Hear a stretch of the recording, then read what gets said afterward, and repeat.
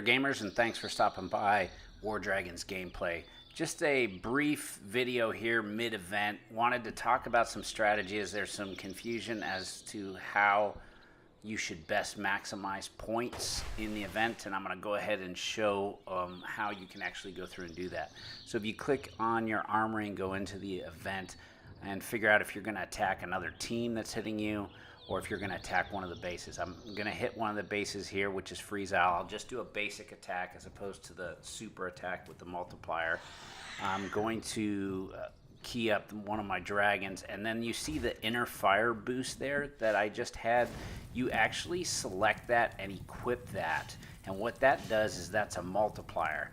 And ideally, you want to get as many dragons in your raid that have that. So if you have other members of your guild that have a good amount of fires or are willing to help you out in exchange for you helping them out and doing the same thing, you want them to be able to try to equip the inner fire as well to that. So I'll go through and clear out this base, and as you can see, that inner fire icon is a passive ability, so it just rests there.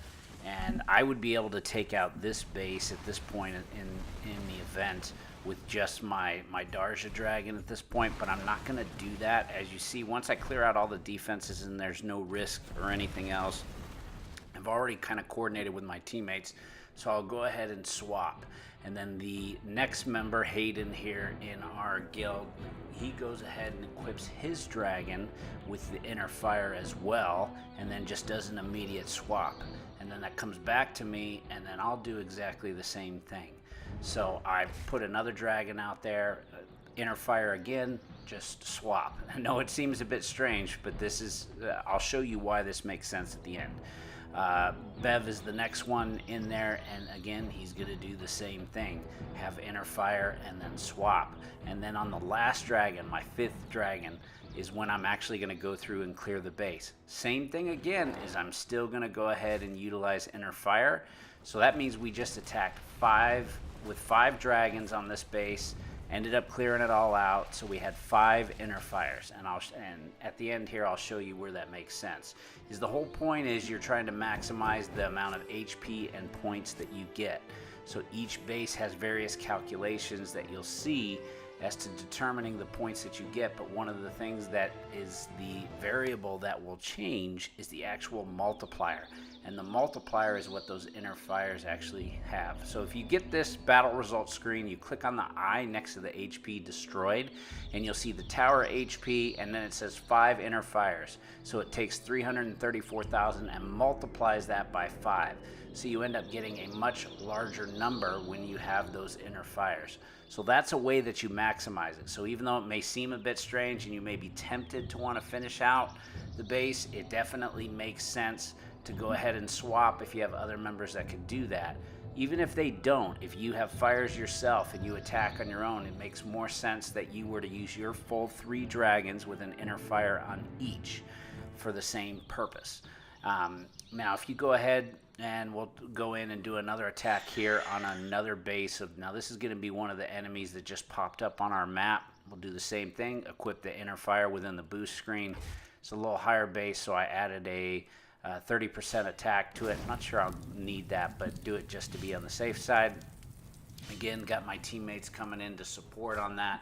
And then here will be an example of how we don't want this to work.